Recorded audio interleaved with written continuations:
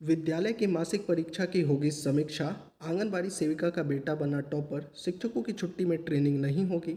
छुट्टी के दिन ट्रेनिंग होने पर शिक्षकों को वेतन भुगतान और शिक्षकों की छुट्टी में होगा परिवर्तन। नमस्कार दोस्तों, स्वागत है आप सभी का अपने YouTube channel GK dose with अभी, जहां पर ब्रेकिंग न्यूज़ नहीं सही न्यूज़ दिखाया जाता है। तो चलिए शुरू करते हैं 27 नवंबर के शिक्षा विभाग की खबरों का डोज। पहली जो न्यूज़ है, विद्यालय की मासिक परीक्षा की होगी समीक्षा। आपको पता होगा बिहार के सभी सरकारी विद्यालयों में जो है मासिक परीक्षा करवाई जाती है। राज्य के सरकारी स्कूलों में हो रहे मासिक परीक्षा कितनी व्यवहारिक है, सरकार इसकी समीक्षा करेगी। शिक्षा विभाग अगले महीने दिसंबर में ही मासिक परीक्षा के फलाफल की समीक्षा करेंगे और बच्चों को इस परीक्षा से कितना फायदा हो रहा है, समीक्षा के बाद इस पर विचार किया जाएगा। और शिक्षा मंत्री सुनील कुमार ने विधान परिषद में अपने भाषण के दौरान इसकी जानकारी दी। तो विधान परिषद में कल जो ये मासिक परीक्षा को लेकर प्रश्न पूछा गया था, इसके जवाब में शिक्षा मंत्री ने कहा कि जो मासिक परीक्षा सरकारी विद्यालयों में कराई जा रही है, इसकी एक बार समीक्षा की जाएगी और अगर लगेगा कि यह बच्चों के लिए फ़ायदेमंद है तभी इसको कंटिन्यू किया जाएगा, अन्यथा इसमें जो है परिवर्तन किया जाएगा। दूसरी खबर जो है वो आंगनबाड़ी सेविका का बेटा बना टॉपर। बीपीएससी का जो 69वीं एग्जाम है, इसका कल जो है फाइनल रिजल्ट जारी कर दिया गया।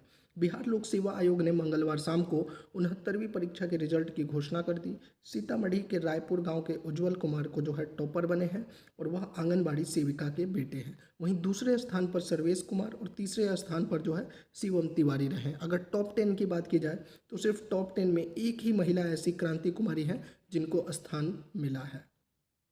शिक्षकों की छुट्टी में ट्रेनिंग नहीं होगी। सबसे बड़ा मुद्दा जो बिहार में है शिक्षकों का, कई बार देखा जाता है चाहे वह होली हो, छठ हो, ऐसे समय पर जो है शिक्षकों की ट्रेनिंग शुरू हो जाती है जब उनकी छुट्टी रहती है। इसको लेकर जो है विधान परिषद में प्रश्न उठाया गया।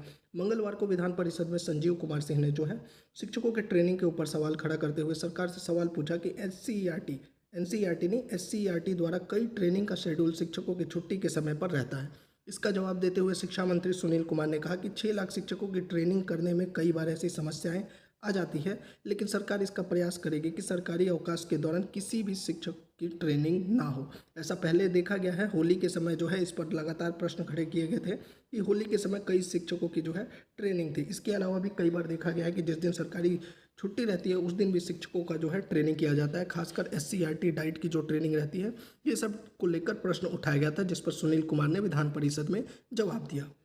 छुट्टी के दिन ट्रेनिंग होने पर शिक्षकों को वेतन भुगतान।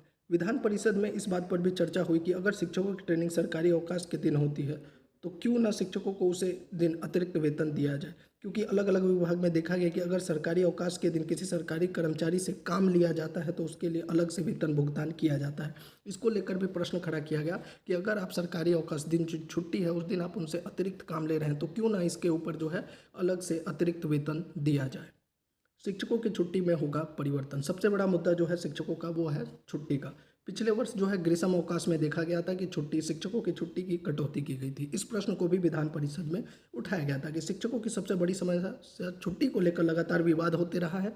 पिछले वर्ष ग्रीष्म अवकाश की छुट्टी में कटौती का अब तक प्रश्न उठाया जा रहा है। इसको लेकर इस बार शिक्षा विभाग शिक्षकों की छुट्टी में परिवर्तन कर रहा है और इस बार जो है शिक्षकों को ग्रीष्म अवकाश पूरी मिलने की संभावना है। वहीं पर त्योहारों में भी छुट्टियों का परिवर्तन किया जा रहा है। कुछ त्योहारों को लेकर भी जो है पिछले वर्ष विवाद उठ रहा था कि कई त्योहारों में जो है छुट्टी की कटौती की गई थी, लेकिन इस बार जो है आपकी जो छुट्टी है शिक्षकों की वह पहले से सुधार की जाएगी। तो ये थी पूरी जानकारी। अगर आपको अच्छी लगी और शिक्षा विभाग से संबंधित जानकारी के लिए आप हमारे चैनल पर बने रहें।